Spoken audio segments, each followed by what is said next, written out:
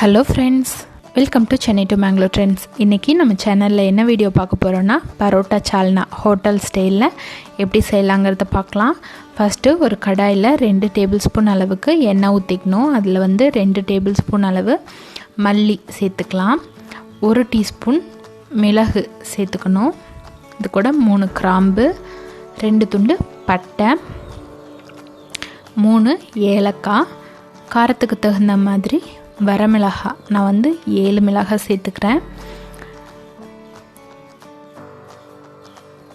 இதில் 4-5 பல் பூண்டு சேர்த்துக்கணும். இதெல்லாம் கலர் சேஞ்ச் ஆகாமல் அதோட பச்சை வாசனை போகிற அளவுக்கு வதக்கிக்கணும். அது கூட 2 துண்டு இஞ்சி,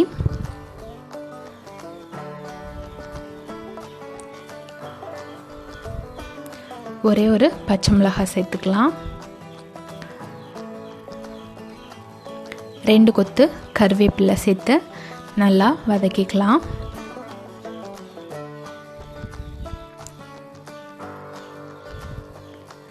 இது கூட ஒரு முடி தேங்காயில் பாதி அளவு தேங்காய் எடுத்து துருவி வச்சுருக்கேன்.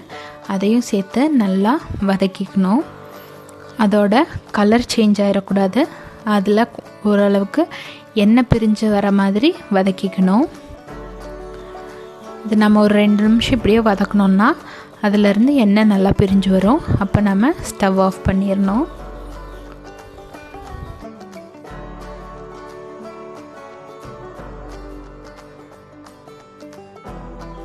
இப்போ இந்த ஓரத்துலலாம் நல்லா எண்ணெய் பிரிஞ்சு வர ஆரம்பிச்சிருச்சு. இந்த ஸ்டேஜில் நம்ம ஸ்டவ் ஆஃப் பண்ணிடலாம். ஏன்னா இது இரும்பு சட்டிங்கிறதுனால நம்ம ஸ்டவ் ஆஃப் பண்ணிவிட்டு 1 டேபிள் ஸ்பூன் அளவுக்கு கசகசா சேர்த்து நல்லா வதக்கிக்கணும். கசகசா சேர்த்து கொஞ்சம் வதக்கினதுக்கப்புறமா 1 ஸ்பூன் அளவுக்கு சோம்புத்தூள் சேர்த்துக்கிறேன். நீங்கள் முழு சோம்பு சேர்த்துக்கிறதா இருந்தால் மிளகு சேர்க்கும் போதே சேர்த்துக்கோங்க. நான் பவுடராக இருக்கிறதுனால இந்த ஸ்டேஜில் சேர்த்துக்கிறேன். இப்போது இது ஆறுனதுக்கப்புறமா நாம் இதை பேஸ்ட் பண்ணி எடுத்து வச்சுக்கணும்.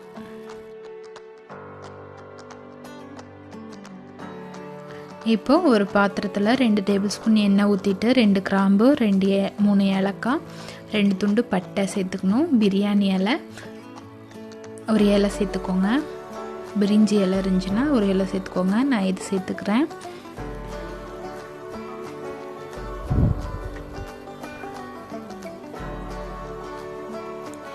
இப்போது 2 மிளகாய் அப்படியே கீறி வச்சுருக்கேன். அதை அப்படியே சேர்த்துக்கலாம்.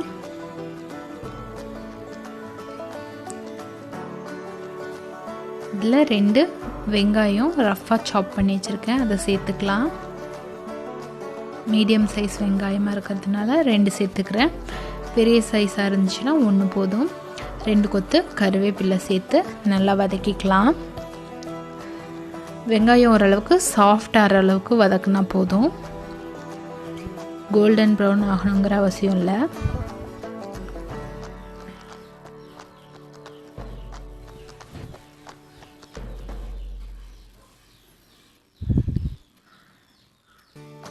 வெங்காயம் இந்த அளவுக்கு வதங்கிடுச்சு. இப்போது 1 டேபிள் ஸ்பூன் அளவுக்கு இஞ்சி பூண்டு பேஸ்ட்டு சேர்த்து நல்லா வதக்கிக்கலாம்.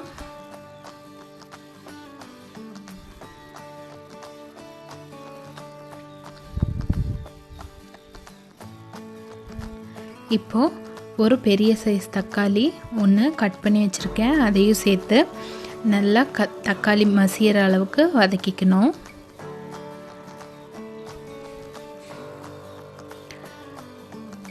கொஞ்சமாக உப்பு சேர்த்து மூடி வச்சு குக் பண்ணிக்கலாம்.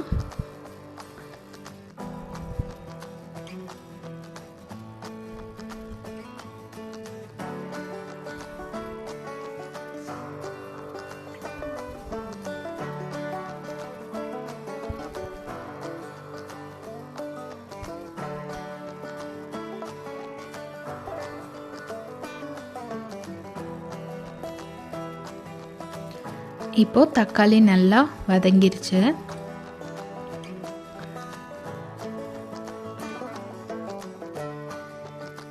இதில் கொஞ்சமாக மஞ்சள் தூள் சேர்த்துக்கலாம்.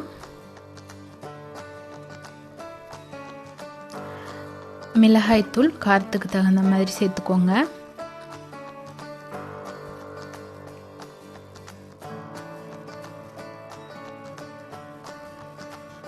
சேர்த்துட்டு நல்லா வதக்கிக்கலாம்.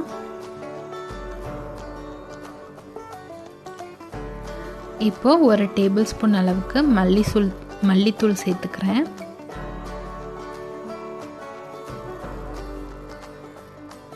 மசாலா பச்சை வாசனை எல்லாம் போனதுக்கப்புறமா நம்ம கழுவி வச்சுருக்க சிக்கன் சேர்த்துக்கலாம். நான் இங்கே வந்து 1/2 கிலோ அளவுக்கு சிக்கன் எடுத்திருக்கேன்.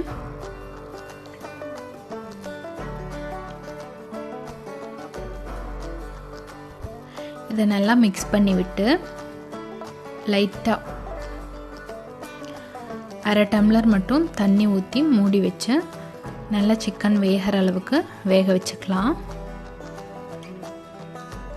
ஒரு 10 மினிட்ஸ் மூடி போட்டு குக் பண்ணி எடுத்துக்கலாம்.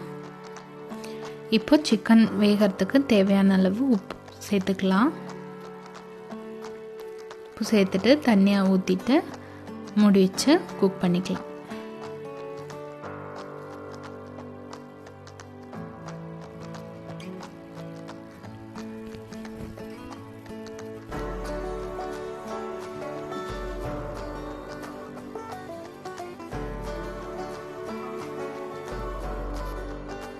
இப்போ சிக்கன் நல்லா குக் ஆயிருச்சு. சிக்கன் நல்லா வெந்துருச்சு. இப்போ நம்ம அரைச்சி வச்சுருக்க பேஸ்ட்டு சேர்த்து நம்ம சால்னா எந்த கன்சிஸ்டன்சிக்கு நமக்கு தேவையோ அந்த அளவுக்கு தேவையான அளவு தண்ணி ஊற்றி ஒரு கரெக்டாக 3 நிமிஷம் அளவுக்கு கொதிக்க விட்டால் போதும்.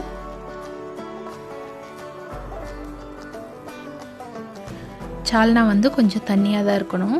உங்களுக்கு தேவையான அளவு தண்ணி ஊற்றி ஒரு 3 நிமிஷம் மூடி போட்டு குக் பண்ணிக்கோங்க. உப்பு காரம்லாம் செக் பண்ணிக்கோங்க. இப்போது 3 நிமிஷம் நல்லா கொதிச்சிருச்சு.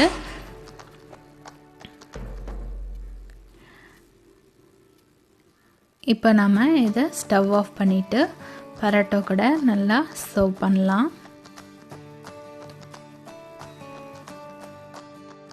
நம்மளோட பரோட்டா சால்னா ஹோட்டலில் எப்படி இருக்குமோ அதே டேஸ்ட்டில் அதே மாதிரி ரெடி ஆயிடுச்சு. நீங்களும் உங்கள் வீட்டில் ட்ரை பண்ணி பாருங்கள். இந்த ரெசிபி உங்களுக்கு பிடிச்சிருந்தா லைக் பண்ணுங்கள், ஷேர் பண்ணுங்கள்.